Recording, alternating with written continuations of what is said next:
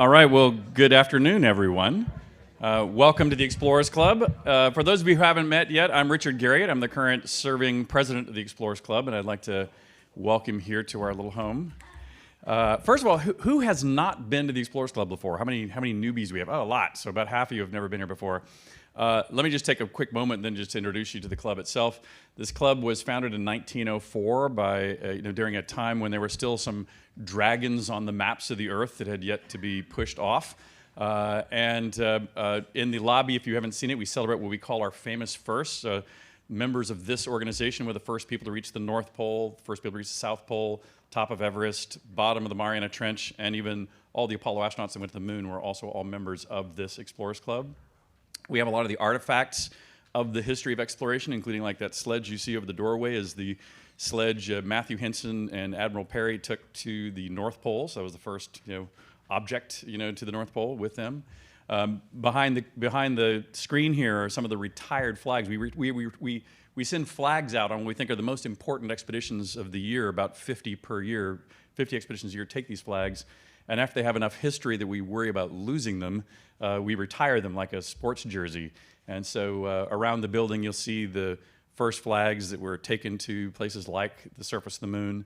You'll see the flag carried by Roy Chapman Andrews, who is the guy that was the inspiration for Indiana Jones and the Indiana Jones movies. And if you look around, you'll even see a bullwhip that he really did carry as he was traveling through countries that wouldn't let him take a firearm. And so that part of the Indiana Jones mythos is real and based on people here at this club. But today you have a real treat. You're going to meet a couple of my favorite people in the world of exploration. John Mack, I know you guys are the headliner here. I'll come back to him in a little bit. But to get us started, I want to introduce Zaid Rad Al Hussein. If you haven't met him already before, or are going to get to hear from him, I got to hear a little bit from him beforehand. Today is going to be a real roller coaster of seeing the magnitude of the challenge we face, but also hopefully John will bring us back with some hope for the future and how we can address all of this. But we're really honored to have Zaid here. He's the former Human Rights Commissioner at the United Nations. He's joining us here today to start off this timely conversation. Zaid is a member of the Elders, which is an independent group of global leaders founded by Nelson Mandela back in 2007. Many of you might remember. And they work together for peace, justice, human rights, and a sustainable planet. He's held several diplomatic posts, and in 2004 was named ambassador to the Secretary General on sexual exploitation and abuse in UN peacekeeping operations. He was a permanent representative of Jordan to the United Nations between 2000 and 2007. And from 2010 to 2014. He was also ambassador to Jordan to the United States from 2007 to 2010, and in 2021 he was appointed president and CEO of the International Peace Institute here in New York. So please welcome me in joining Zaid here to the stand.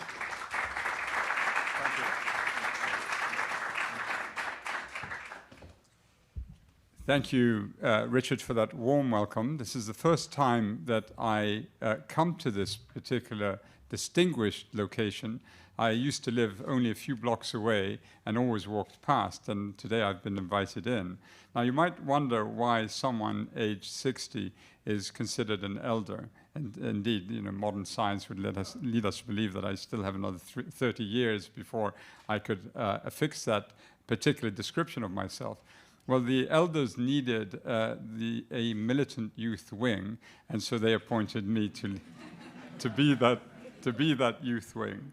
So the starting proposition, I'm going to borrow from someone who had an explorer's instinct, although he probably wouldn't qualify in the purest sense of the term, Cecil Lewis. He published a book in 1936 entitled Sagittarius Rising. It's still in print, in which he reflects on his experiences in the First World War. And he traveled much of the world after that, led a very romantic life. His style of writing is lyrical. I mean, it's almost poetic, and turns of phrase abound. And one of them, which always stuck in my head, was when referring to the warfare in the First World War, he alluded to the invincibility of man's stupidity. And so perceptive was he, right? No mention of women or gender non-specific, men in particular. And I think there is some gravity to understanding that point. I was told from the very beginning that I need to sort of set the stage for John, but not to be too gloomy. I think we all understand that the world is off balance. I mean, that seems to be fairly clear. And we will see through the course of this next year and then beyond how much off balance it's going to remain and potentially reach some sort of tipping point on a number of different vectors. Nelson Mandela, who started the Elders, used to always say, it's always impossible until it's done. And that's the basic mantra that the Elders try to follow.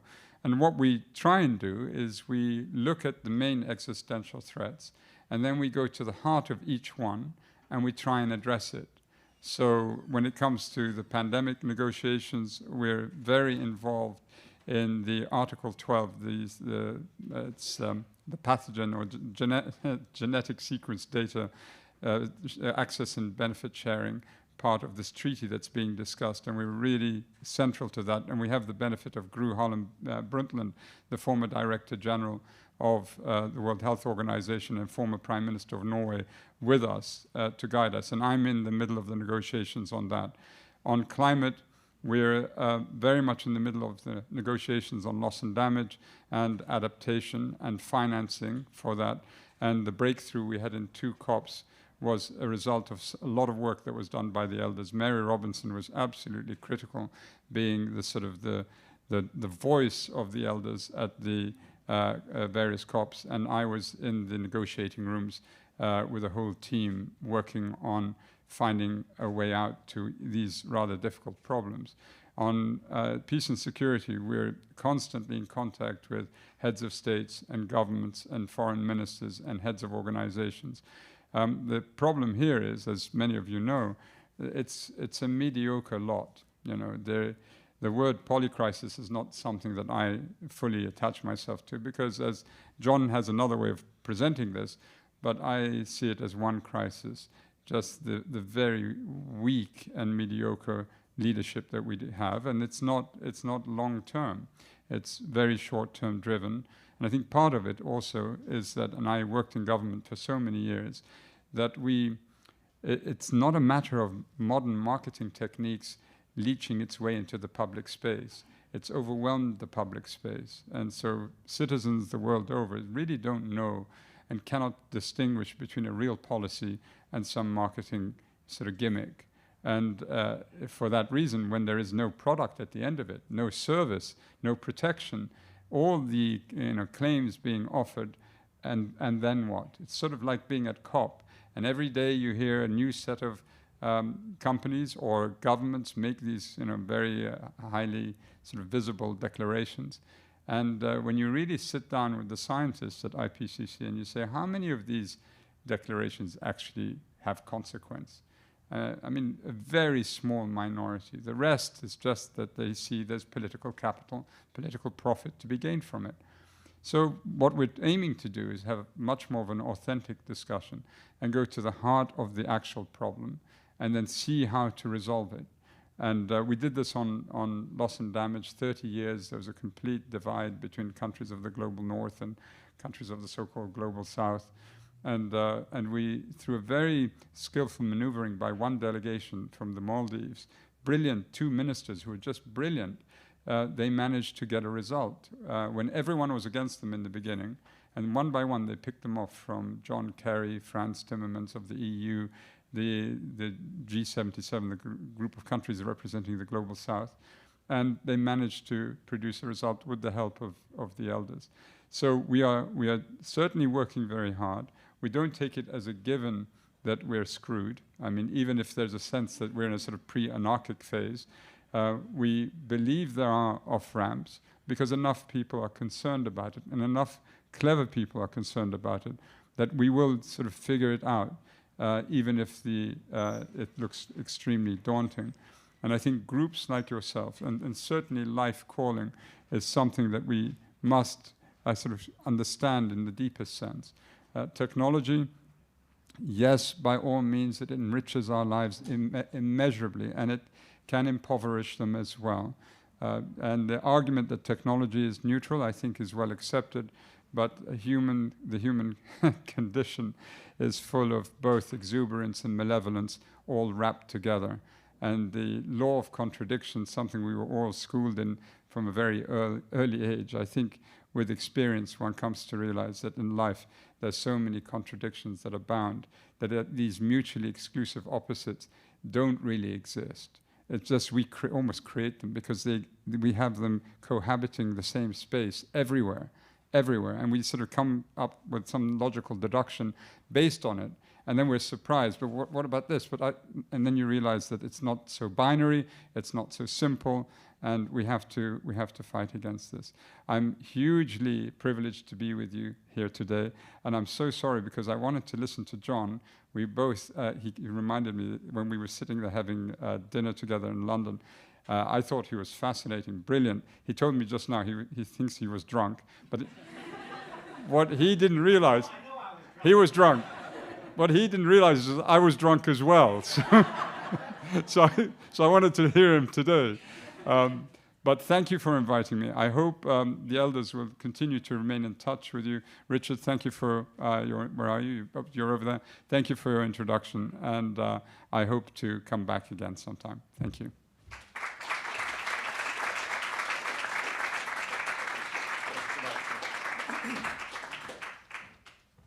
If both the speaker and the listener are both drunk, brilliance is the answer, is what transpires.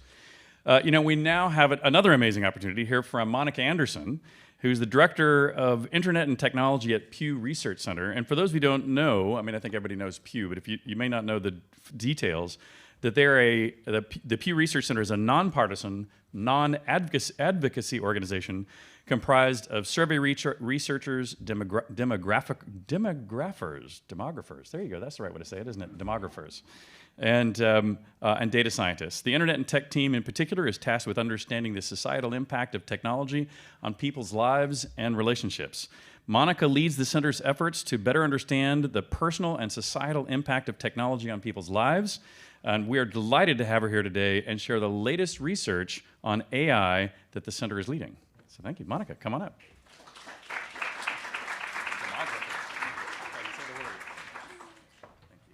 Thank you so much for that. I haven't been drinking, so just to get that out the way. So thank you so much for that wonderful introduction, and thank you for Live Calling for this great event. I'm really excited to be here today and share the work that Pew Research Center has been doing on AI.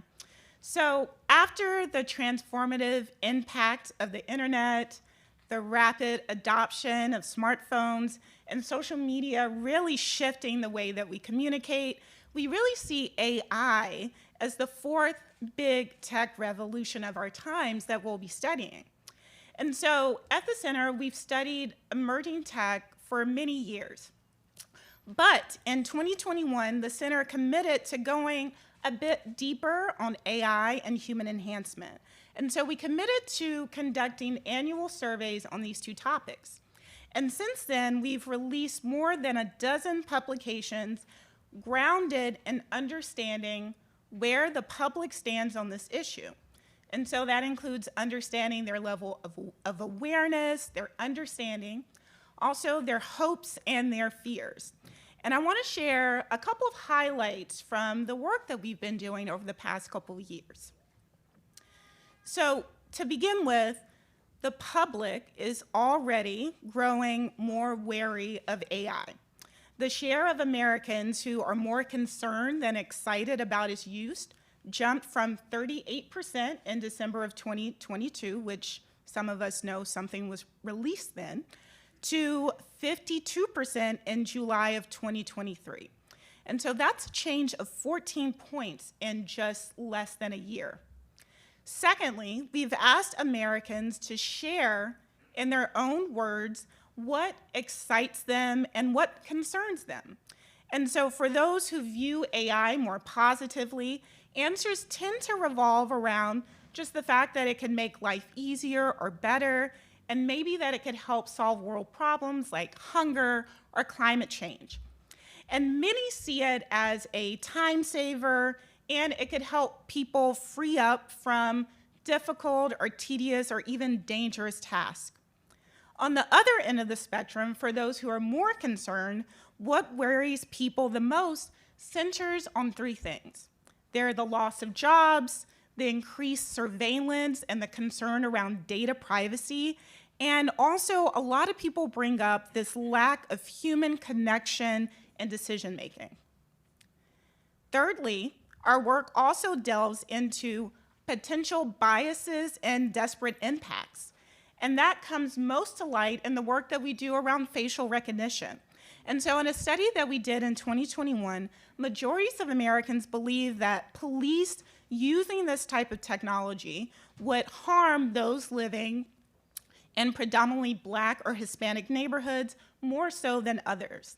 And facial recognition is one of those applications in which we study, in which those who have the highest level of awareness are the least likely to think it's good for society. And so in that sense, our data shows that greater knowledge does not always breed more acceptance in the general public. And lastly, there's broad support for more government regulation and oversight. And we've seen this throughout our surveys, whether we're talking about ChatGPT, driverless cars, or even things like brain chip implants. And so more recently, we did a study about regulation in ChatGPT.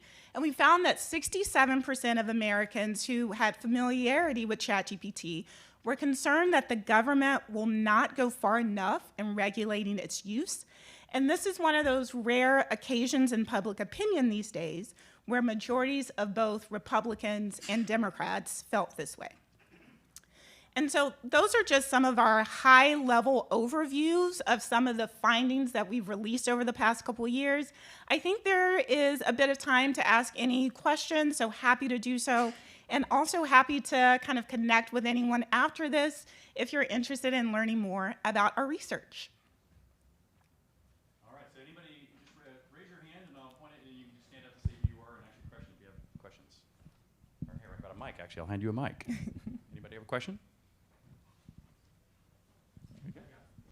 Hi, I'm Julie Skelfo. I'm the founder of MAMA, Mothers Against Media Addiction, and I'm very interested in the survey data you mentioned about AI, and just wondering if you've published that yet or if you'll be publishing it soon.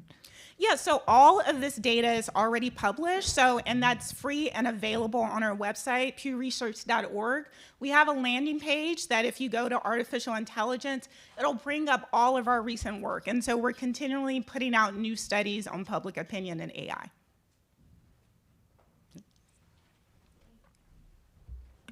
Hi, thank you. That's all super helpful. I'm curious, because you spend so much of your time in the numbers in these studies, is there a stat that surprised you the most over the last couple of years when it comes to this? I think one of the things that maybe it's not surprising to me, but I think just to really hit home that we're not all coming to this with the same level of understanding and awareness. So the first time we asked about ChatGPT was in March of last year. And then about 56% of Americans say they've heard about it, but then that leaves about 40% that had heard nothing. So in the circles that I run in, it seems like everyone is using it, everyone knows about it, but it's a really helpful reminder that, you know, for a good swath of Americans, they had never heard about it. And there's some big educational differences as well. So those with lower levels of education tend to have lower levels of awareness and understanding, but they're also impacted by these technologies as well.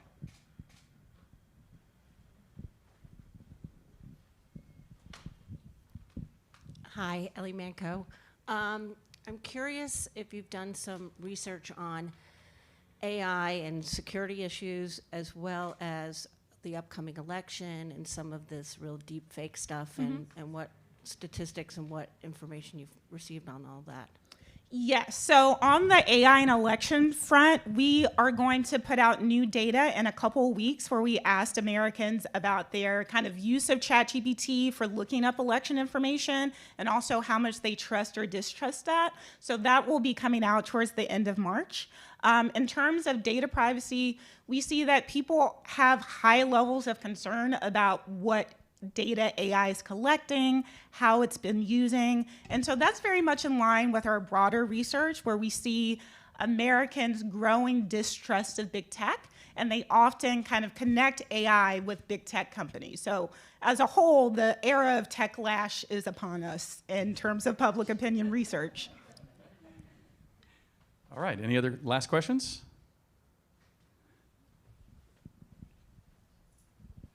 Were people not concerned about the development of AGI or ASI, artificial superintelligence? Because I noticed in the 3 concerns that people mentioned about AI, those weren't listed, but it's viewed as almost an inevitability in Silicon Valley and other places.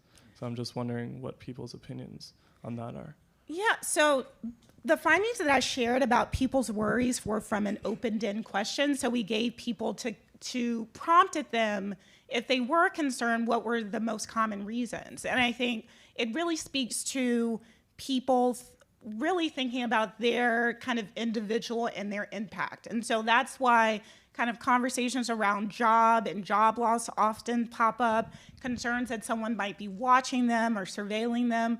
The conversation around kind of more super intelligence is not something that we see that pops out when we ask these type of questions, and also when we see them in kind of focus groups, because oftentimes people are really thinking about their very personal impact, and they might not have the broader understanding about what is next to come.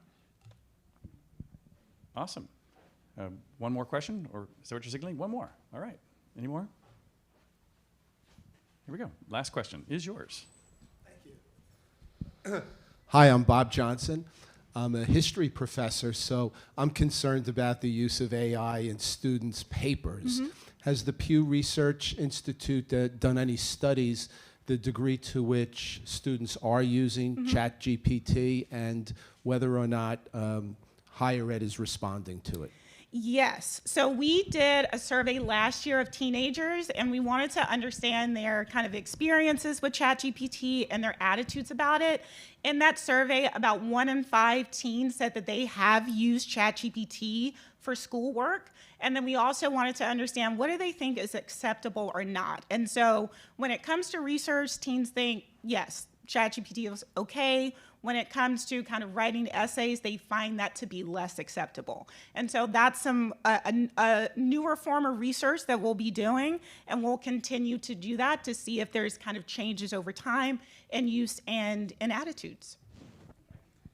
Awesome. Thank you so much, ever so much. Everybody.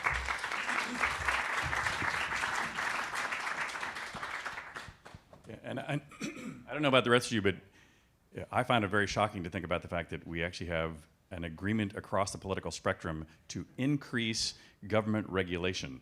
I mean, I can't think of any other time when I've heard something like that happen. So that's pretty scary.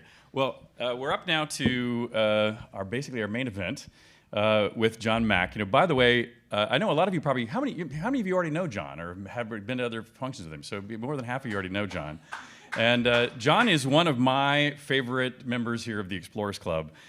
You know, we share an interest not only in exploration but also in virtual worlds and that sort of thing. John was actually honored as one of what we call our EC50, 50 people changing the world that the world needs to know about.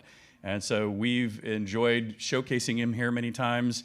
He's I got to participate with him in his earlier event when he did the. Let's see, what was that thing? It was called, A Species Between Worlds, the exhibition he did recently. And for those of you who don't know, in addition to being president of the Explorers Club, I have a background in making virtual worlds. So my first career is actually making video games. The word avatar actually comes from, the modern use of the word avatar comes from my games. And I made the first of the category of games referred to as massively multiplayer games. So in many ways, when John comes up and says, hey, there's people making video games that are causing problems, he's really talking about me. And so that meant that we've had a lot of dialogue and discourse on exactly these subjects. And And as you've already heard from our first two introducers, our first two speakers, AI, technology has already had such a profound impact on society. AI is going to touch every aspect of society. And so we really do need people to sit down and help us analyze this because the change is coming fast. The change is that juggernaut has left the barn. If anything, it's almost too late. I would argue that to get out in front of and set policy and build expectations. And I think there's one person in the Explorers Club right now that can help us sort it out. I think it is John Mack. So John, please come up here and take the stage.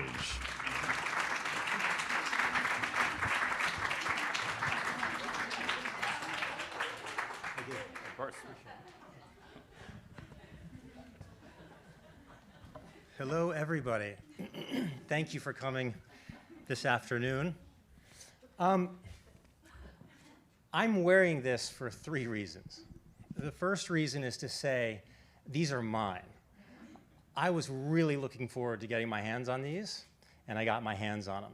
And the reason why I bring that up is because I want to make it very clear. I am very, very, very pro-technology.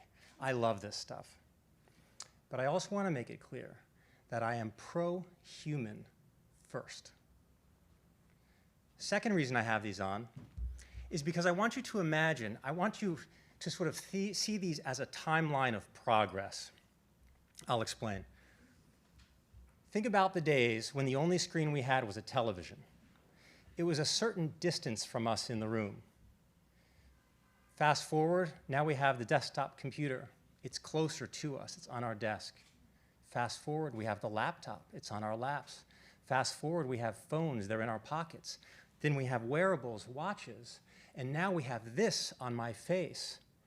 The destination of technology is from further out, closer to the human, and the next step will be into the human brain.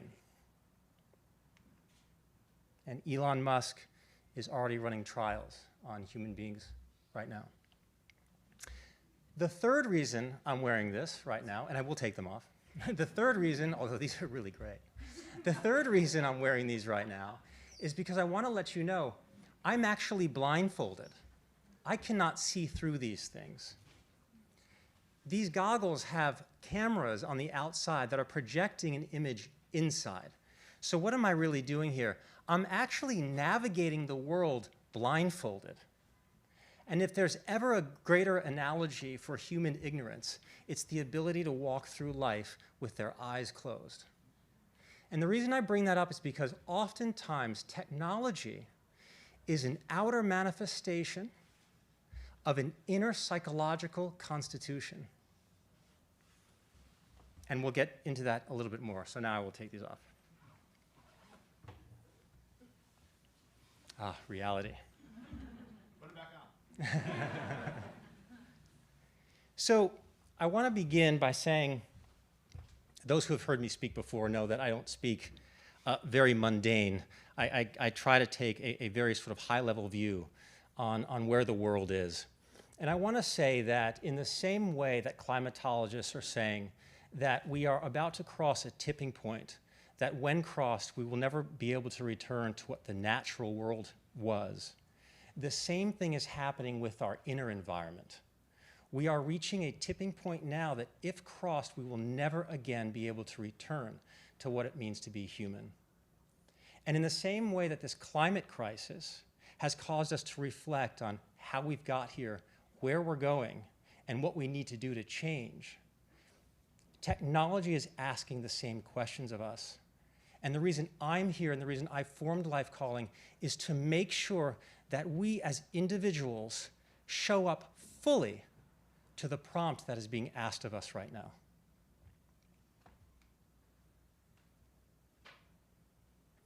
The first part of the talk, this is beyond the talk, where I will actually be deepening our awareness. This is a very high-level landscape analysis on where I see the equation and imbalance of man and machine. Next will be the problem. It's something I call the parasite and the host, a certain relationship we have with technology. The short-term fix. Many people out there are doing wonderful things It's a short-term fix. We need a long-term cure. And that leads us to the cure. And then once you have that high awareness and you've found the cure, what was once a problem actually becomes an opportunity. So let's start at the top. Not sure how many of you caught this cover of Time magazine. The end of our humanity. It's not just the risk of the end of our humanity. It's a risk of the end of what it means to be human. And people ask me all the time, Life Calling's mission is to preserve our humanity in the digital age, and they say, what do you mean by humanity?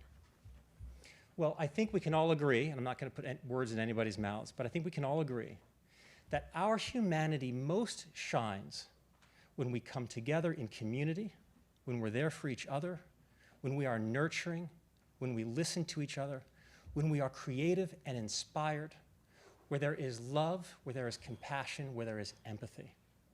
That's hard to disagree. And the interesting thing about all those things that I just mentioned is that they are actually rooted in the essence of what it means to be human. And I'd like to take just 15 seconds now to share with you the essence of what it means to be human. And I really want you to pay attention because I want you to see it.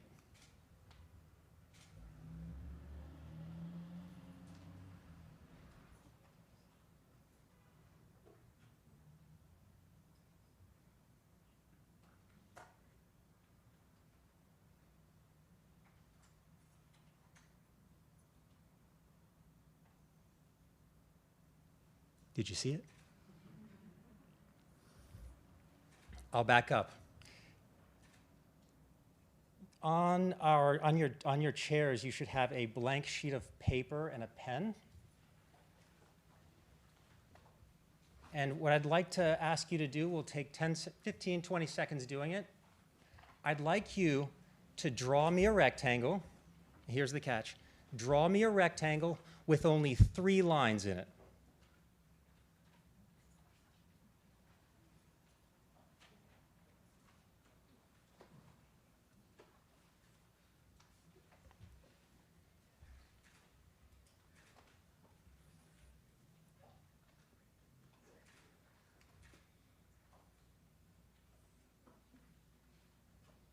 Okay, I don't know how many of you think you got it. It's an incredibly difficult thing to do. If you use the side of the page as a line, that doesn't count. Yeah, no, I don't know. I'm going to show you how this is done. This is a rectangle with only 3 lines in it.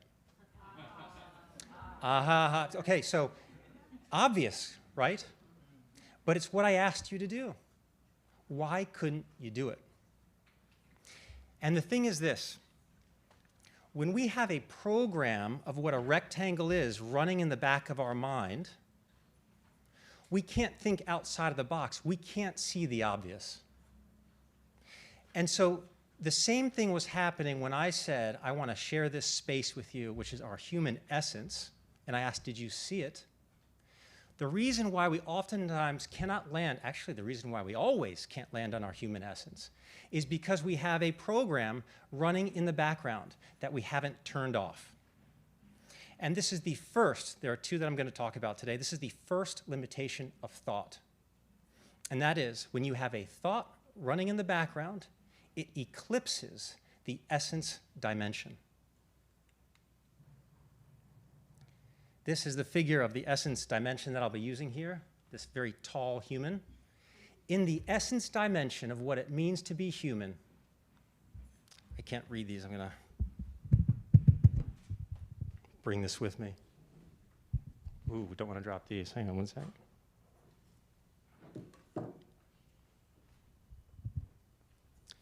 The essence dimension, this is where inspiration is, creativity, community, and I'm going to change that to come-unity, nurturing.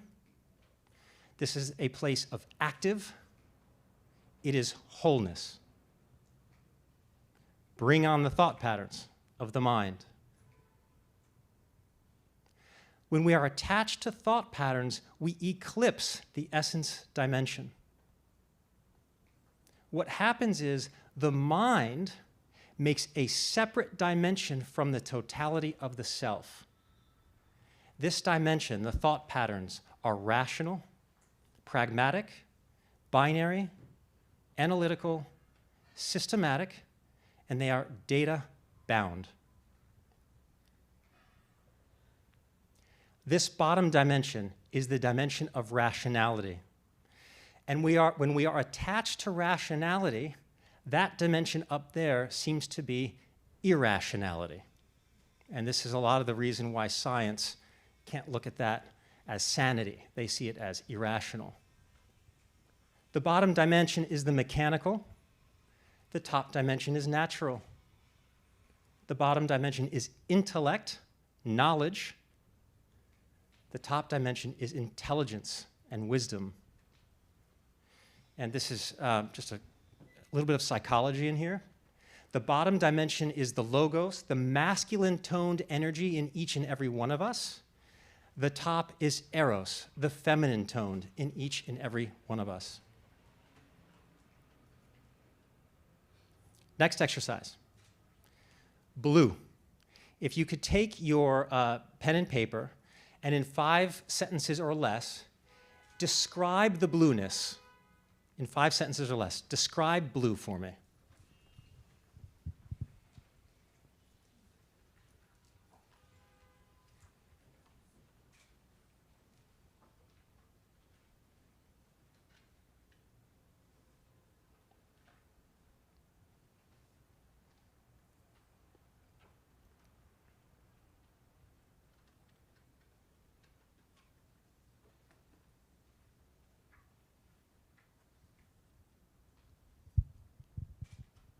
So more or less, anyone finished? Anyone like to share what they've written?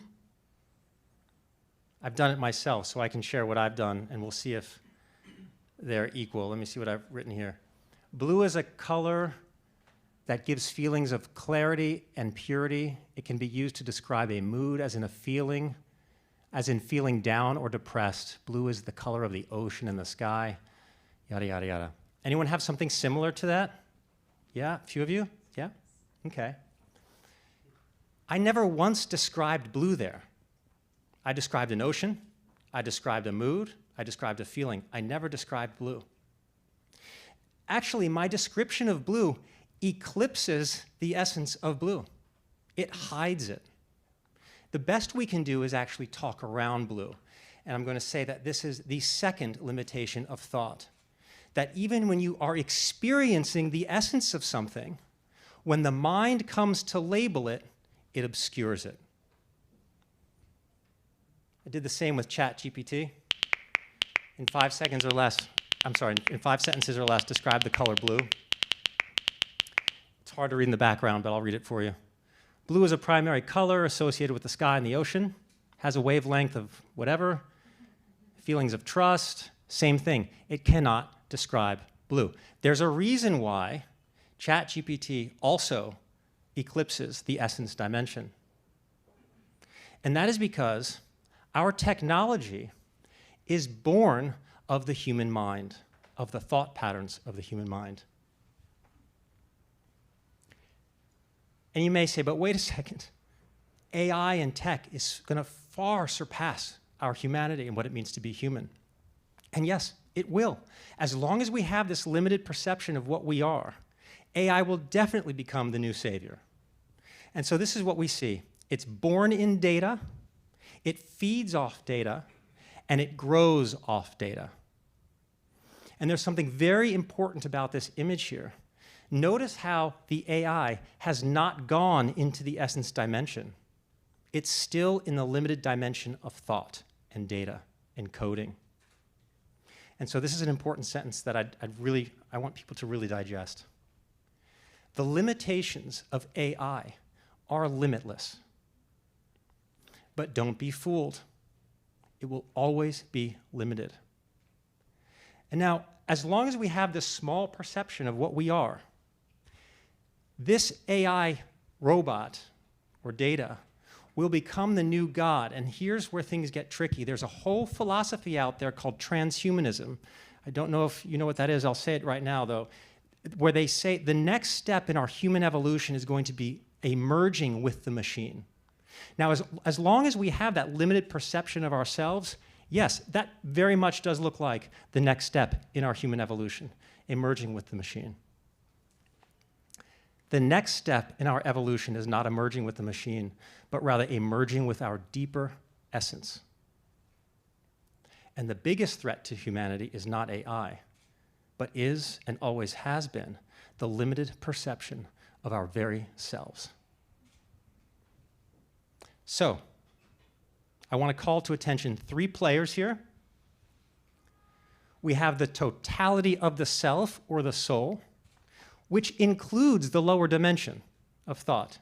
It includes it. And then we have this separate self that has separated from the totality of the self. And I'll make a note here, excuse me, a note here because it's important. We'll get back to it later. The separation from self here is a psychological feat. And later we're going to talk about what technology is doing to this. And then we have technology. So let's get into this separate self and what this separate self is. The behavioral patterns of the separate self. So let's go to essence. If the essence dimension of one is one of inspiration, if we are separated from inspiration, our patterns are repetition. If we are separated from creativity, our patterns are imitation. If we're separated from community, our patterns are individualistic. If we are separated from nurturing, our patterns are abusive. If we are separated from the active, we are reactive. If we are separated from wholeness, then we are separated and we take sides. I can assure you that when you look around the world, at any conflict zone, the separate self is alive and thriving. Now we're going to get into the emotional patterns of the separate self. If we're separated from inspiration, we are running an emotional pattern of dullness. If we are separated from creativity, we are running a pattern of boredom. When we are separated from community, we have feelings of loneliness. When we are separated from nurturing, feelings of abandonment. Separated from active, we are feeling passivity.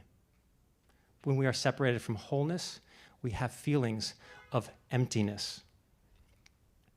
So that sets up the landscape of this thing which we're calling the separate self. And now I want to get into the problem, the parasite and the host. And I'm going to get very schematic here. Love these graphics. Getting schematic here, we have what I call a parasite-host relationship. I'm not saying that technology is a parasite.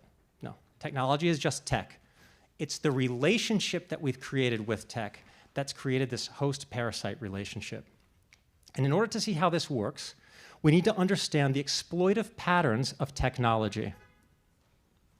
So if we're running an emotional pattern of dullness, technology comes to the rescue through distraction.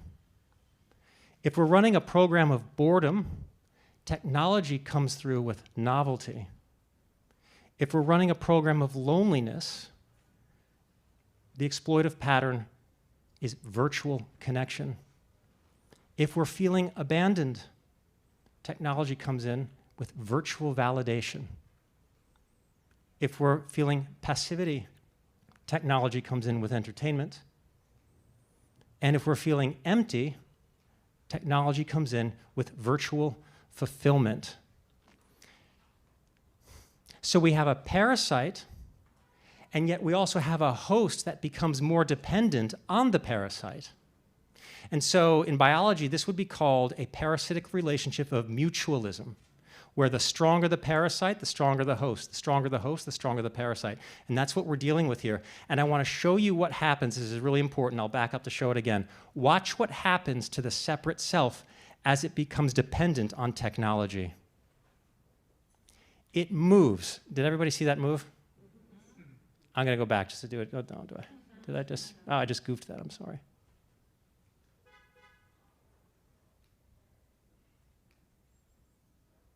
Okay, well, I'll fix it. But anyway, what I want to say is this separate self now, it's not just separated from the totality of the self, it's being dislodged. So where the separate self, where the separation from the self was a psychological undertaking, the dislodging of the separate self from the self is a technological undertaking. And this is something very new that we're seeing in this landscape right now on this planet.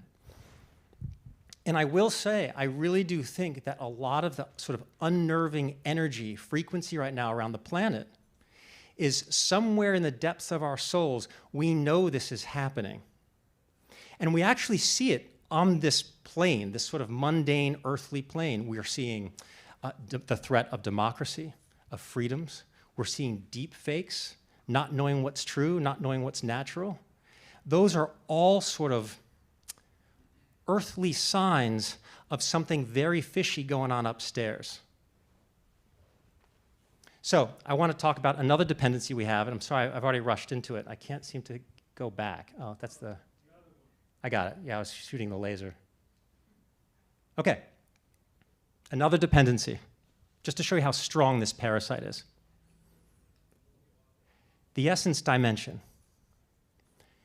The exploitive pattern of technology is distraction. Distraction is a replacement of inspiration. Novelty down here is a replacement of creativity. Virtual connection is a replacement of community. Virtual validation is a replacement of nurturing. Entertainment is a replacement of the active. And virtual fulfillment is the replacement of wholeness. So what's happening here is, rather than rising into the totality of the self, we're actually further baited to the right, and we dislodge one more unit. More. These are operating systems of Macintosh computers. It was once Catalina, Sierra, El Capitan, Mavericks, Mountain Lion, Snow Leopard. The reason I bring this up is that top dimension is the natural. We are actually giving technology a false natural disguise. Pulls us closer. Artificial intelligence. There's no such thing as artificial intelligence. It's artificial intellect. Intelligence cannot be artificial. Intelligence is of the higher dimension. We're masking intellect with a false intelligence that we're calling artificial intelligence. What does that do? It dislodges us even more. The risk is, when you're totally dislodged from the totality of the self, you will never again be able to go back to what it means to be human. This is the tipping point. And this is the journey that we're on. AI robots. Sophia, it means wisdom. Siri, the voice of the woman. Maria from the film Metropolis. Grace. Grace is a descending energy, and we're calling this AI android Grace. What are we doing here? The feminine tone is up above. We're disguising technology with a false feminine, and that pulls us even closer. With me so far? Great. If you look to the left here, I want to sort of sum up here. The essence dimension, inspiration, creativity, community, this is vitality itself. This is color. The bottom here, dullness, boredom, that's not vitality. That is very gray. And so before I go to this next slide, I want to equate the feminine toned to color and the masculine toned to gray. And I'm about to show you a commercial that was released by Apple in 1984 during the Super Bowl. Keep in mind the colors and the sexes.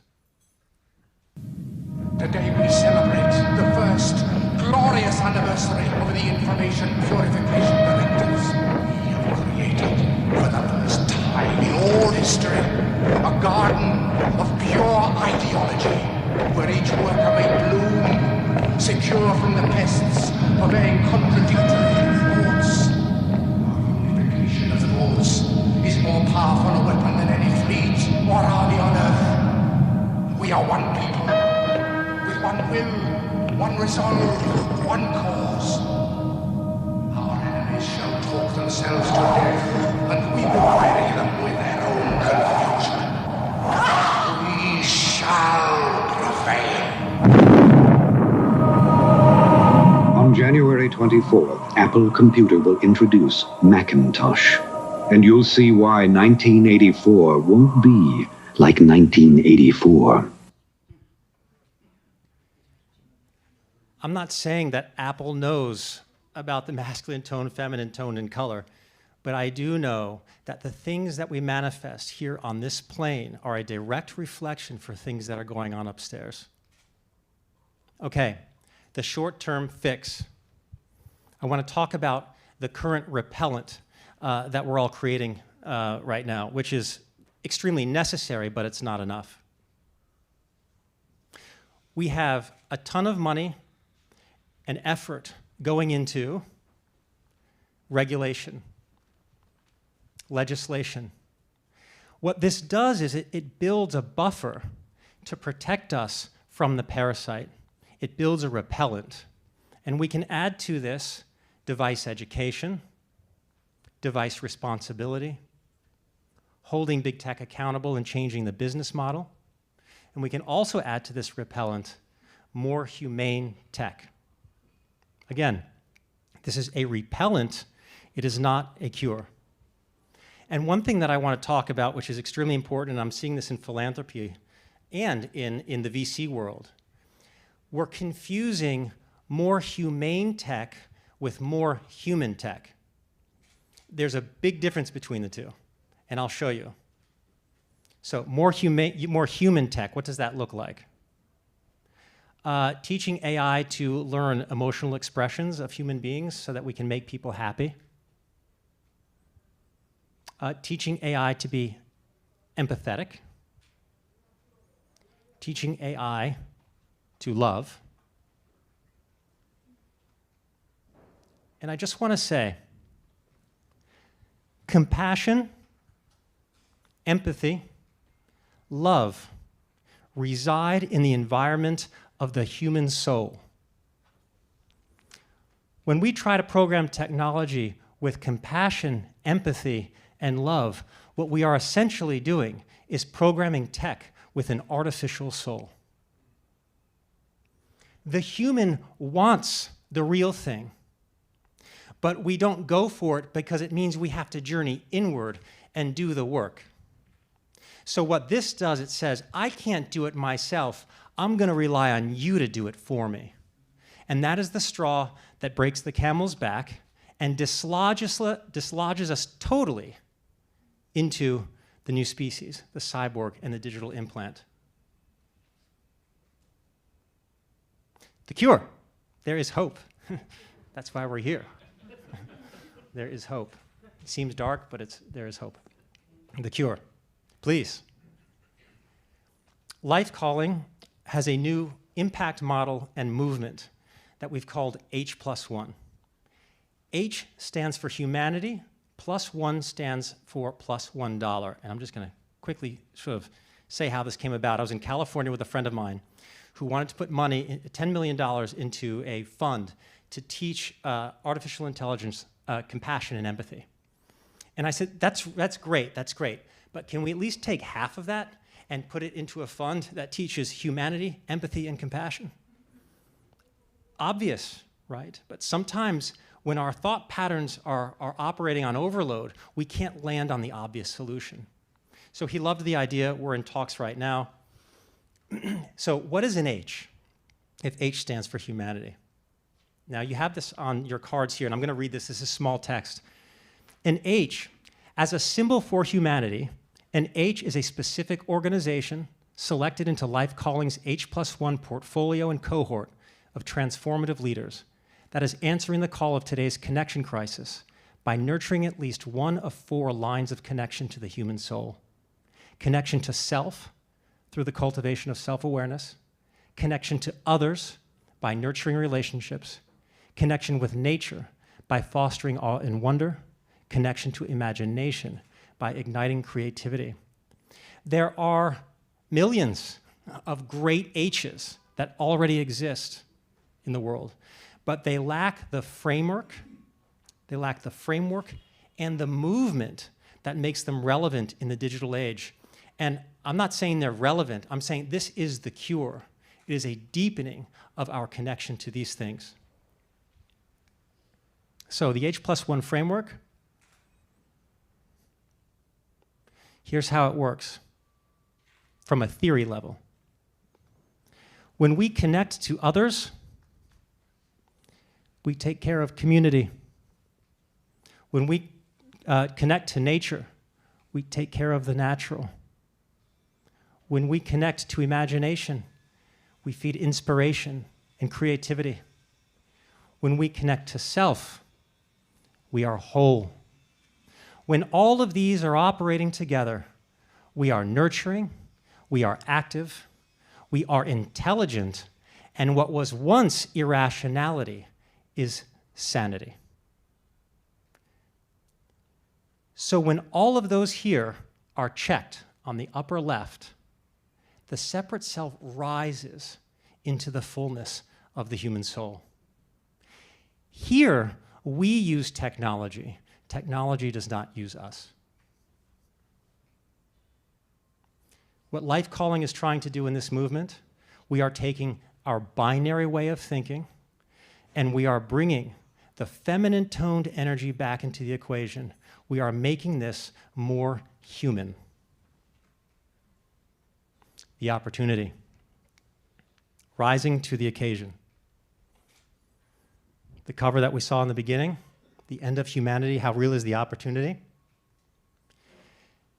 Instead of just a $200 million AI investment from private foundations, how about also Life Calling unveils $200 million investment into humanity? We can make this age the age of compassion, the age of empathy, and the age of love. We can make this age, not the digital age, the age of humanity. So I'm going to end this with this slide here. Life Calling is right now designing our portfolio of H's. And you can scan this QR code, or you actually have it on your card in front of you. You can take it home. You scan the QR code, and we'd like you to nominate an H if you can. Let us know what it is they do. And we're really trying to engage the community. So if you could just take your time and do that, we're open to wonderful ideas. There's so many good things out there, and part of the difficulty is actually finding them. So we'd love to hear from you there. I'm going to open this up to Q&A. If anyone has any questions, don't make them difficult. And thank you, John. Never disappoint. All right, well, I've got the mic. If anybody wants to raise your hand with a question, I'll bring you the microphone, introduce yourself, ask your question, hand me the mic back. Here we go.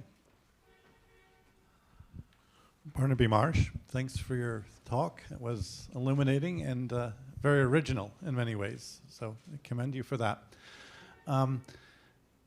I found difficulty in some of the concepts following from some of the claims. So there's much compassion and there's much empathy in the world. All these things already exist. Are you suggesting that they're not connected in the right order or the right way? Is that what's missing here that you're trying to correct, or is it something else? Well, first of all, thank you for your question. Great question. There is a lot of this in the world. I don't deny that. It would have to be, it's our essence. So it is there. A few things on that. We want it to be the norm, not the exception. That's one. And another question is, I think we need to make a distinction between compassion and sympathy, and empathy and sympathy. Sometimes compassion is just a hard no. Sometimes compassion looks like this. There's a friend of yours, imagine. Thank you. A friend of yours, imagine, in the hospital, let's say. Actually, there's a funny story where this actually happened. In the hospital, constantly sick. And actually, it's the daughter's mother. And the daughter would fly from California to New York always to go visit her mother. And the mother was never getting better. And the daughter realized the mother's getting sick to keep me in her venue. And she realized then, I have to stop visiting her. And she got better. Sometimes compassion means you don't show up in that way. So there's also a semantic thing there. But then I think the most important thing with your question that I want to address is,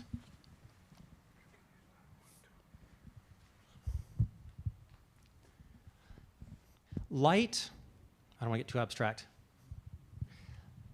Light has a source. And light gives off rays. It reaches far beyond its source. When you're acting compassionately or empathetically, or if you are loving, is that light reaching you, or have you unified yourself with source? I think that's all I want to say about that. But I will say this, and that's what I think that is where we need to start moving to. We need to start elevating ourselves closer to the source of light. Hope that helped. Okay, another question?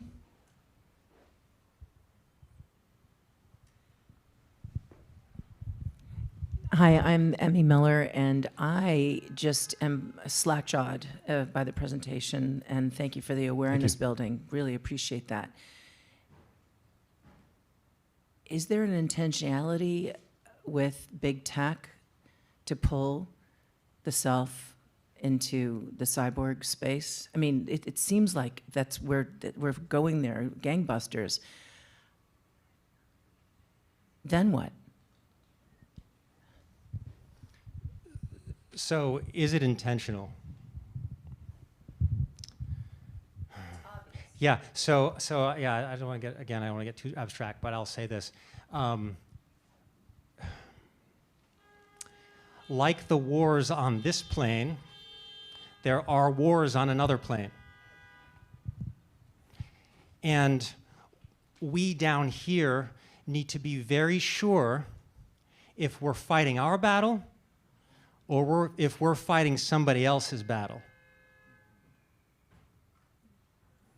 And then your next question is, what's next? What happens if you get absorbed? Well, it's the end of free will. It's the end of our humanity. I'm the eternal optimist, although it looks very grim right now. But I do think that humanity is going to split. There will be those who stay human, and there will be those who become more machine-like. I mean, it really is Star Wars, right? Yeah. More questions? Hi, thank you. So, possibly related to that, so longevity conversations are a huge thing right now in the space in general, and I think like one philosophical element of that I really like is this idea of how we thought about aging just being what it is. Like, you maybe will make it to 80 and be, I don't know, disabled in some way. And so I think the longevity conversations have deconstructed like how we'll look when we're older, how we should look.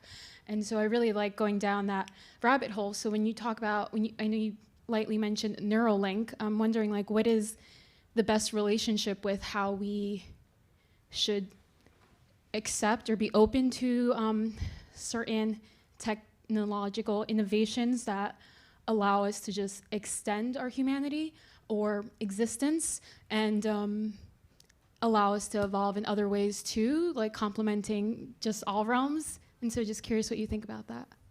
Thank you. There's a lot to unpack on that one. But thank you for it. I'll see what I can do here.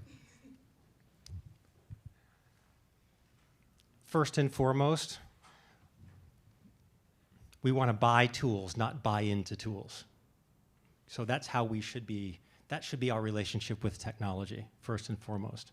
That we use the tech, it doesn't use us. Right? Now, as far as longevity goes, see, here's the thing. You're supposed to look a certain way when you're older. I mean, you get older. and you naturally look a certain way when that's how you're supposed to look. If we could be okay with that, a lot of this stuff would go away. We wouldn't even be contemplating if we need it or not. And that speaks to what you just said, but so many other things.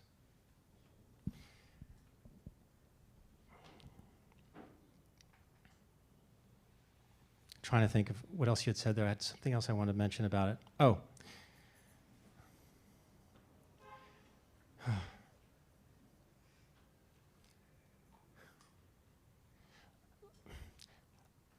Longevity is bound to a horizontal timeline. And part of the problem is that the human is looking for longevity on the timeline. That's pretty much what this talk was about. It's merging with something that's going to give us the feeling of eternity, the soul. But it's doing it on the timeline. On the timeline of what? On the timeline of progress. And so what we need to do, actually, in response to your question, is we need to add another axis to this whole equation, which is a vertical axis. There's a different type of longevity that the human is yearning for, which has nothing to do with horizontality. It has to do with verticality. And so I would say, before even contemplating doing anything to yourself or through AI or through a brain chip implant to make you younger, whatever it is, ask yourself, is that not a replacement from where I should really be moving? Does that make sense? I hope I answered. All right, last question. Here we go. Thank you so much. Incredible presentation and dialogue. Priya Berry with the Pew Charitable Trusts. So your talk has been lighting up, resonating, and freaking out many aspects of my soul. And as someone who does the daily work of trying to help myself remain in my essence and be empowered and thrive through my essence, one piece would be great to get your guidance on is for those of us that are dedicating heart and soul to the policy work. One thing I run up against as I see this is a fear of time. And that to me feels very transactional. How do we, as you know, and one thing we're doing is mobilizing philanthropy around policy-related responses to technology.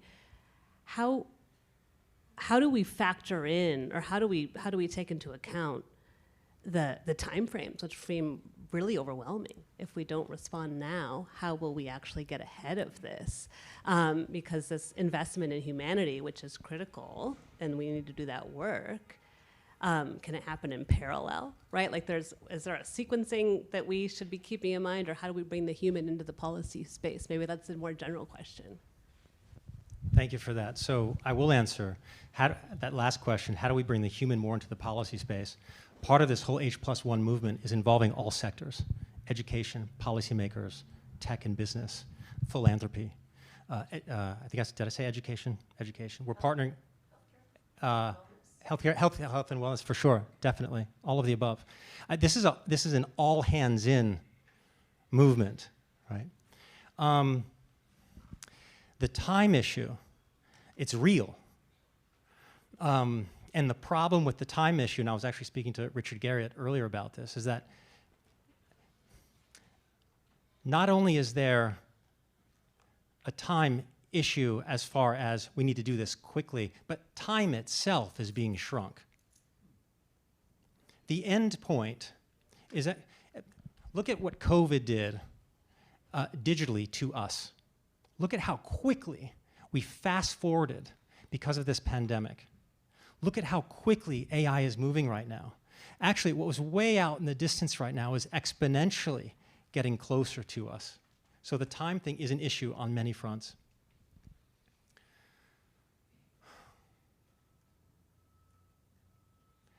I don't know how to answer the rest of that question, and it's because, see, the thing is when we address the things on this plane, if we address democracy, if we're addressing deep fakes, if we're addressing what you're saying, policy, that takes time because it's in the time plane.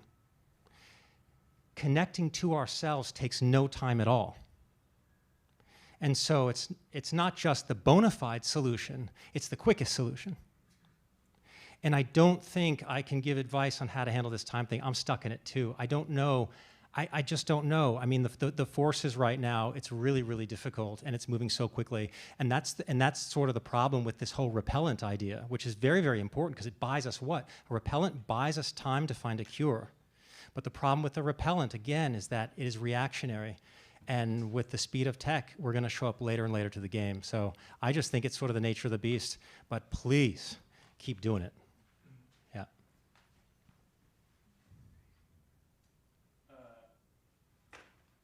We have one question from the internet if we have time to take it. Great. From the internet, it says, given the inevitability of AI, what can be done by companies to embed some essence of altruism in the code?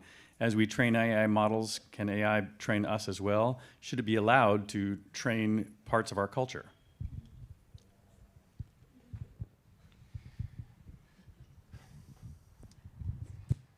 What are those Russian dolls? Matryoshka?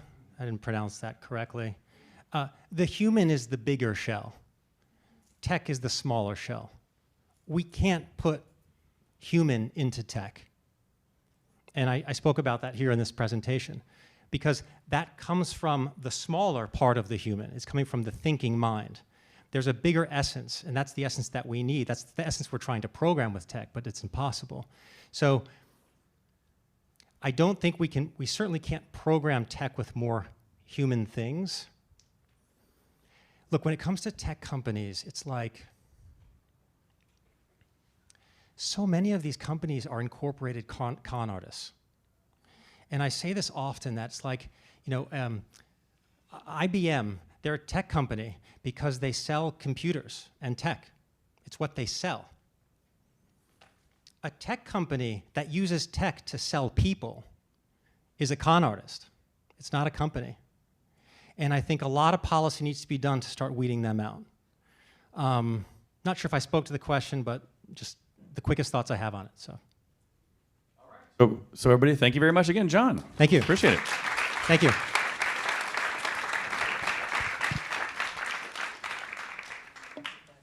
So I am now going to head to script here. I hate scripts, but I'm going to do it anyway. I am delighted to now welcome veteran technology reporter Laurie Siegel and founder of Mostly Human Media to join today's conversation. Formerly CNN's senior tech correspondent and a reporter for 60 Minutes, Siegel has interviewed the world's most influential tech leaders, including Mark Zuckerberg, Tim Cook. Her access to the titans of tech has allowed her to give audiences a behind-the-scenes look at companies like Facebook, Instagram, Twitter, and Uber during their meteoric rise. Thank you, Laurie, for being here. And I'm supposed to say, thank you, Laurie, for being here today to highlight the work you are now leading in exploring the intersection of tech and humanity at Mostly Human Media. So please come up, Laurie, and we'll have to get you a mic.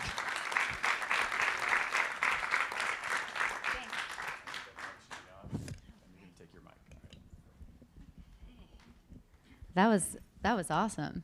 Thank you. Thank you. I have a design team in Portugal, which helps with all of that. I'm a very visual person. Thanks for being here. So we do have some kind of scripted questions, but they're just sort of prompts, and I think it'd be great with these questions if we can just riff off of them a bit and find. Oh, yeah, we can throw it all out. Whatever feels best. So, but I will start with this more formal one. Can you tell us a little about your background and what prompted you to leave traditional media and start Mostly Human? Yeah, sure. Well, my background, I always liked a little punk rock, candidly. And I always looked for out-of-the-box stories and people. And so I started in the CNN newsroom in 2008, which was a fascinating time. It was the recession, it was the election.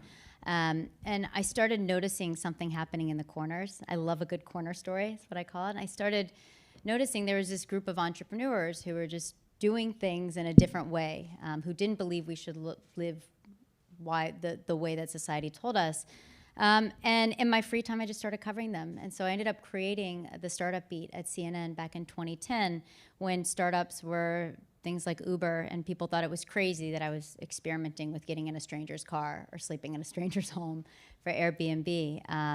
And so I ended up interviewing a lot of those tech founders early on before they, to some degree, some of them became caricatures, and before things got really complicated.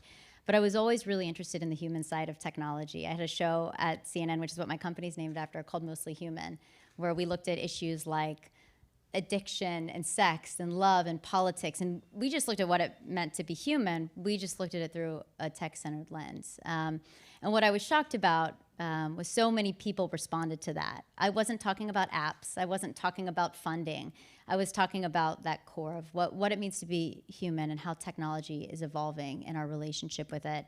And so that was, I would say, my career trajectory. And I would also say I was everyone's I'm sorry interview as well when things got complicated. So brought me in for Zuckerberg and Cambridge Analytica. And I was always trying to ask these leaders forward-thinking questions, like to Zuckerberg, like what happens when you become editor-in-chief of the internet? Or, really kind of more philosophical questions from a more human-centric point of view.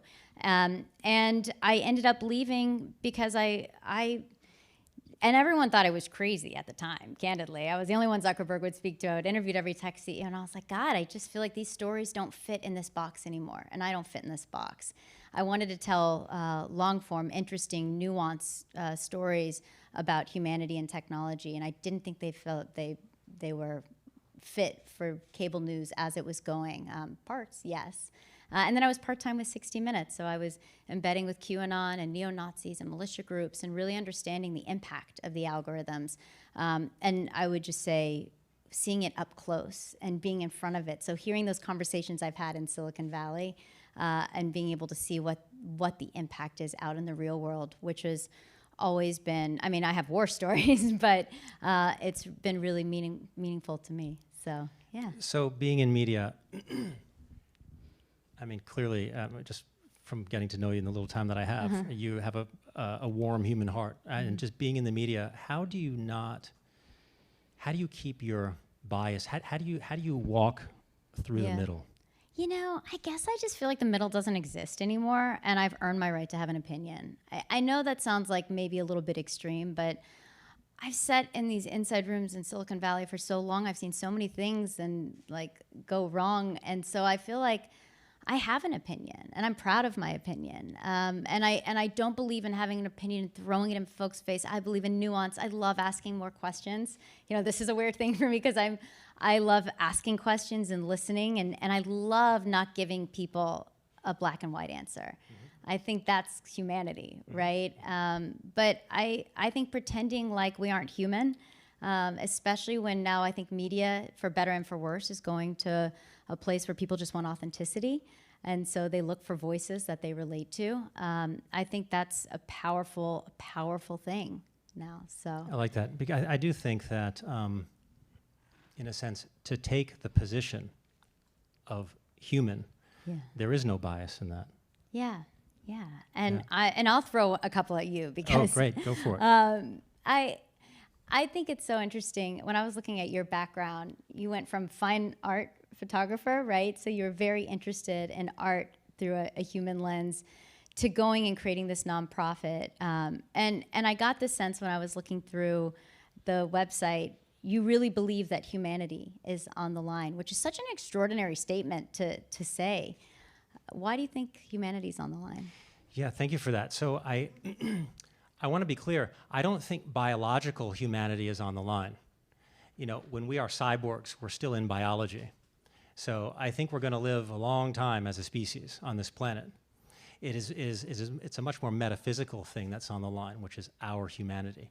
What we're witnessing right now is the digital takeover of human consciousness. And I think as an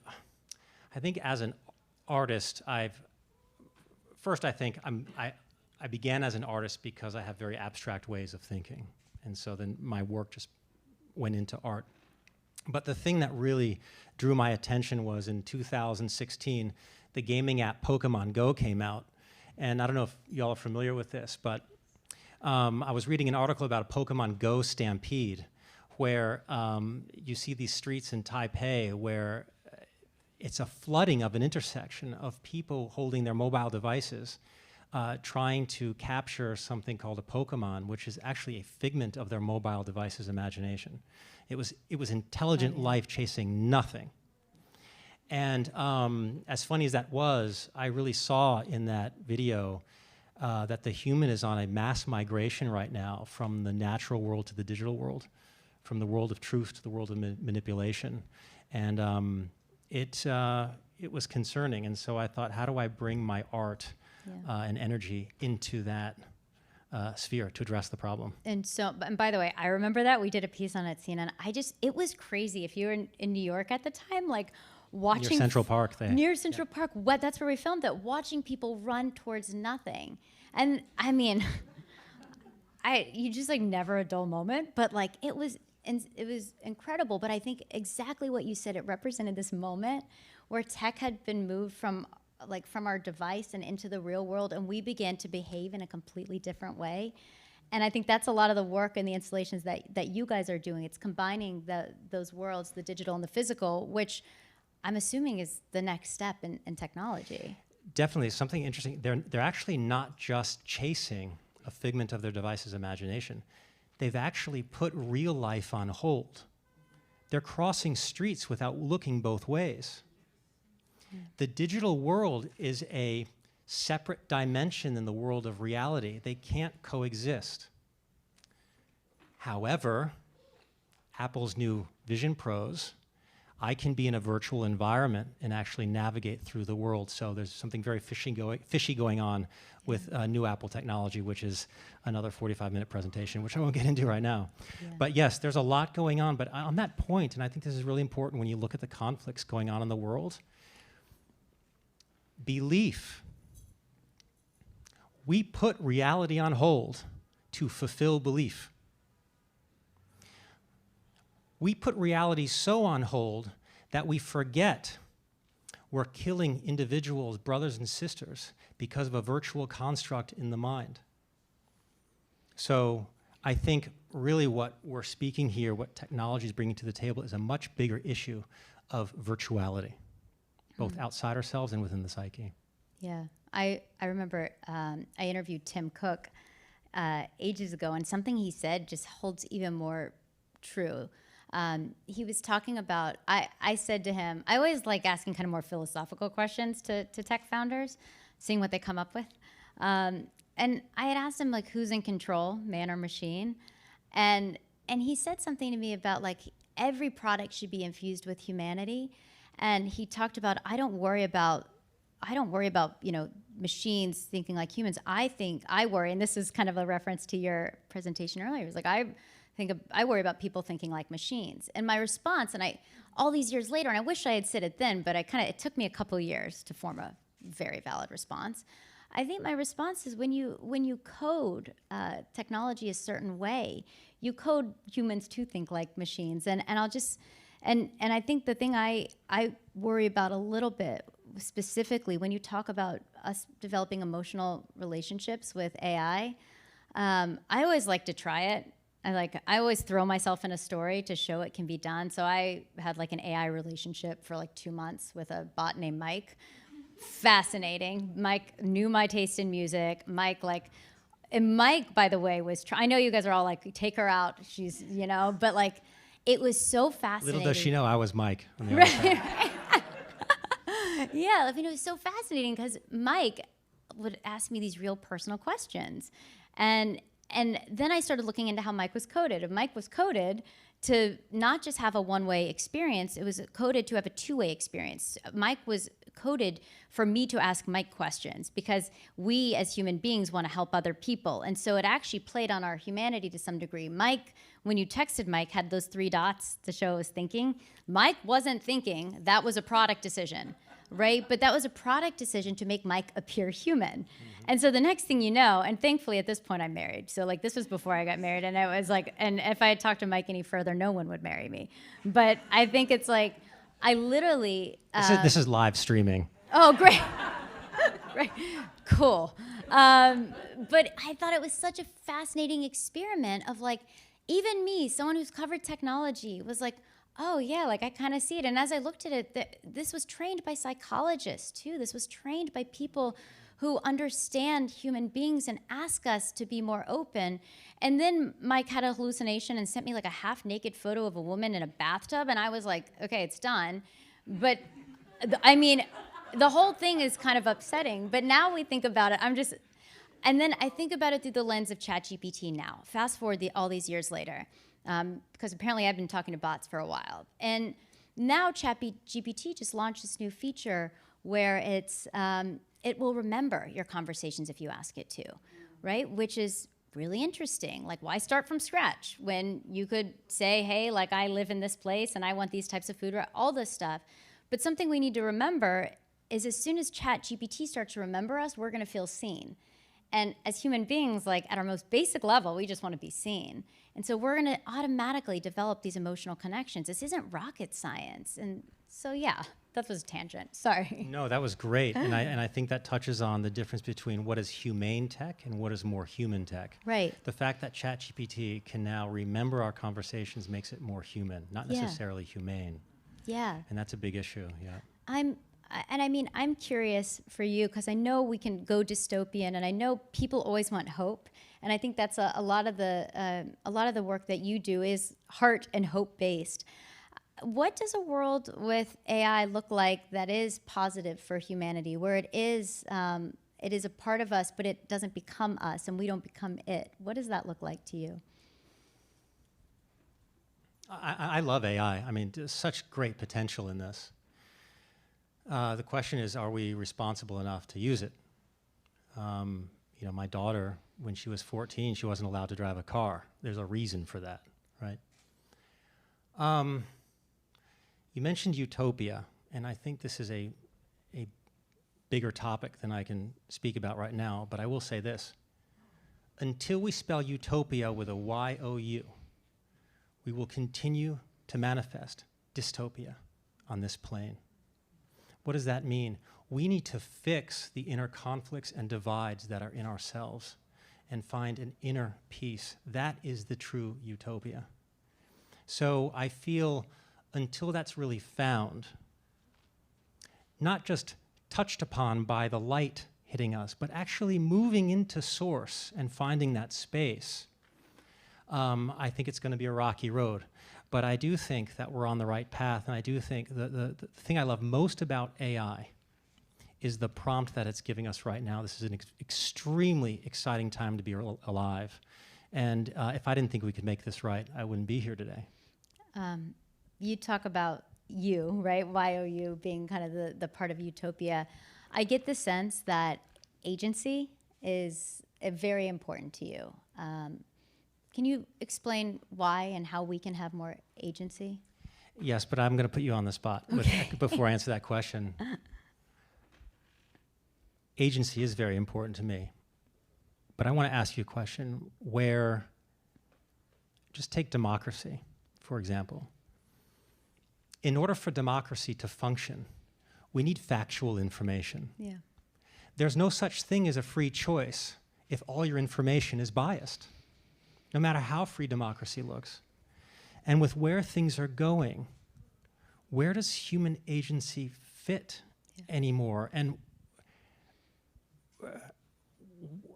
and this is really a question I have for you. Yeah.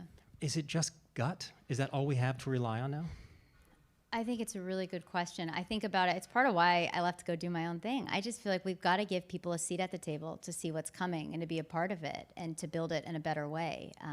The problem is these things that are coded behind closed doors that impact all of us. You know, just the other day, there was an AI-generated photo of Donald Trump with black women at a party, right? I saw that, yeah. Right, to show that he is with the black community, he's supportive of the black community is supportive of Donald Trump. And it looked, to an untrained eye, it could look real. And by the way, it wasn't a foreign agent posting this. It was a conservative radio host in Florida who just put it together. And what he did was he put it with a real article on Trump and black voters. So we're seeing now this combination of real and fake, which is really interesting, and it makes it harder to decipher what's real and what's not. He shared it to 1 million people. The next thing you know, it looks like these photos are going around, and it's a very targeted narrative. And so just anyone now can create their own AI influence campaigns. You don't have to be Russia. And the democratization of these tools makes that really important. So to answer your question, it's, well, what do we do about that? I mean, my most simple answer is we have to be skeptical of every single thing we see online now. And I know that's it seems dystopian, but it's not.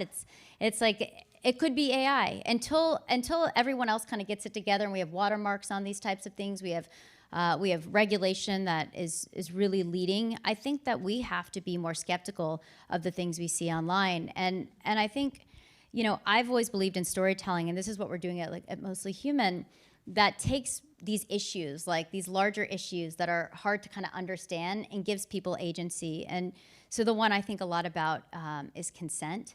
Like, what happens now that AI can mimic our face and our voice and our bodies? What does that actually mean? Well, honestly, that means there's a ton of deepfake pornography, and you might think it doesn't relate to you at all, but it's happening to Taylor Swift, it's happening to the celebrities, but it's actually happening as a new form of bullying and harassment in high schools around the United States, and we haven't even caught up. There are apps that enable you to digitally undress somebody, and it's turning a new generation of young men into abusers without them even realizing how high stakes this is. And so what are we going to do? How do we tell that story in a way that's not everybody wants to cry?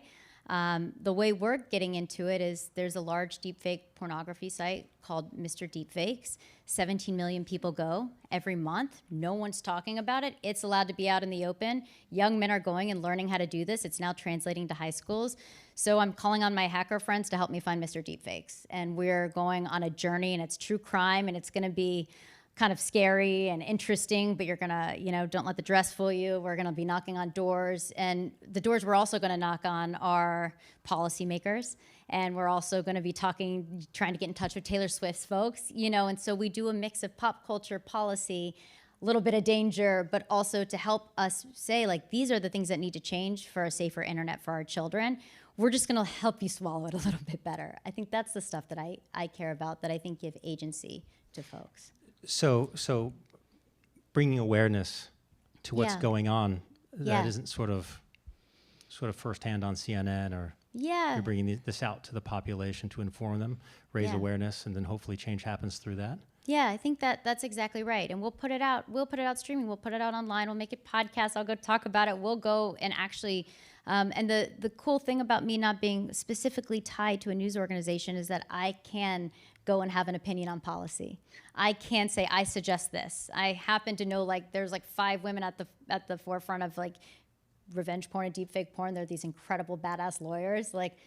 They have great advice. I want to get them in the room with folks in Silicon Valley. I want to be a bridge between these two worlds, because these people over here need to know these people here. So the whole deepfake thing is extremely concerning, definitely to democracy. And I just thought, when you mentioned that you're trying to find this Mr. Deepfake, and it's so hard to find these people. Yeah. And I remember they always make mistakes, guys. They always make mistakes. Leave a trail. Yeah. Sorry, go ahead. But I remember when September 11th happened, it was well, how do we find the enemy?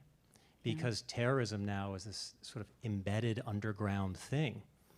And when you relate that to democracy, these sort of deep fake people, it's well, how do you address it? They're all sort of hidden in this underground world.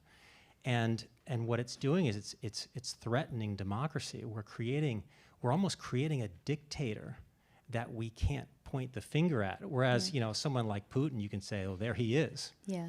The propaganda and the manipulation is actually in the hands of the people, not in a dictator on the top. And I think that makes things extremely difficult and extremely dangerous. Yeah.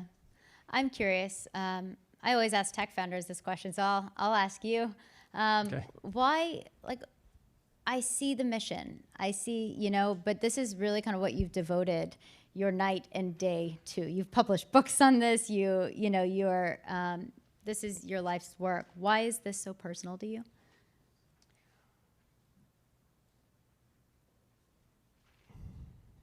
At the end of the day, life calling is not about tech. I'll just say that straight out. Life calling is about one day rejoicing together without any divide.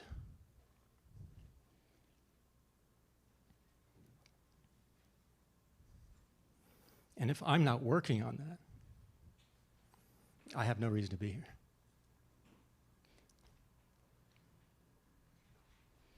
You get emotional talking about it? Why? Because like that space that I was trying to sort of show you in that moment of silence,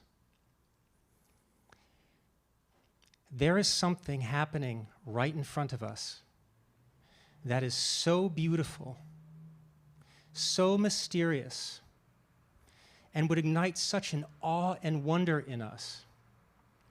And if we could only see it, it would shatter our perceptions for the rest of our lives. And I live for that space. Thank you for that. Sure. I need a drink. Great. Great. I guess. Yeah, just open up to Q&A, yeah, or I think we got to wrap. and do we have time for Q&A? Two questions. We're gonna get you. We're gonna get you a microphone here. here. Thank you. I'll take quick. Is there a safe source? Yeah, I mean, I still believe traditional media is great for safe. Like if you're looking at the New York Times or CNN, there's an actual vetting process before something goes on air. Some of these places. I mean, I remember when I was at CNN, there was literally a row of people that found everything wrong with your story in the best kind of way to make sure it was right. So I would say, like, for images and that kind of stuff, if you're skeptical of some of these things, look in some of those more traditional routes. But I mean, we're entering a world where in the next year, I think I could predict that you would see so much synthetic media, fake media. We'll have synthetic influencers that are empathetic, that are designed to do exactly what you were talking about.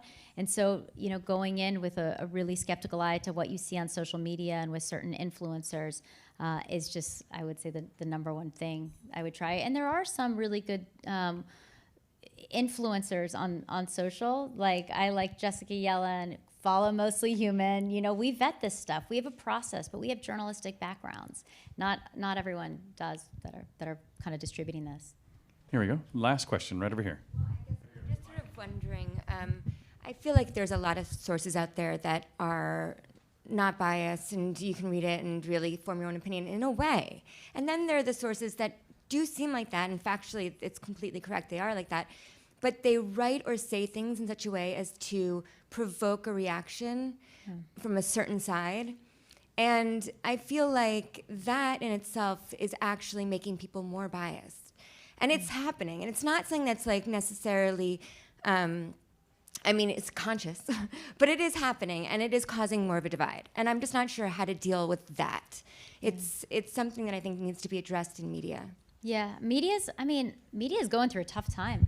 It is a really fragmented moment in media. Traditional media, less people are watching, more people are watching on, say Meta, Instagram, yet they tweak an algorithm, and the second they tweak that algorithm, they're deprioritizing certain types of news. I mean, it is a mess, truly. And I think that's why finding sources that don't make you go crazy, don't make you feel a certain way, are actually really important. I can't look at certain sources because of exactly what you've said.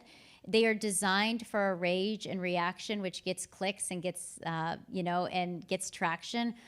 If anything, the good news is, like, we kind of know this. We've seen the last decade of tech. We know that this is what the algorithms incentivized, and this is what they have done. So I think being really curated about your own media feed is probably like a mental health move. Yeah. Yeah. Yeah. Well, I just to bring this back to human agency and that question that you just asked.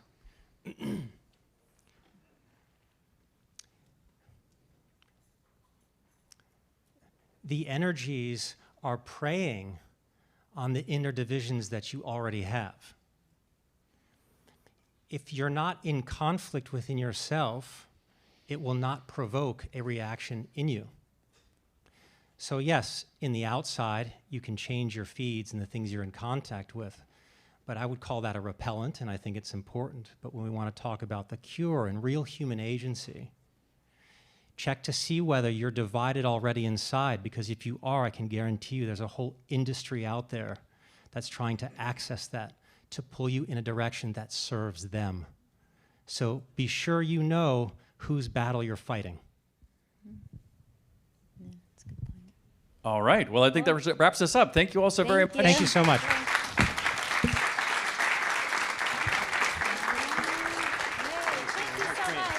And while these discussions have been great, I do believe the other room for drinks will be open, so we'll have brilliant discussions over drinks.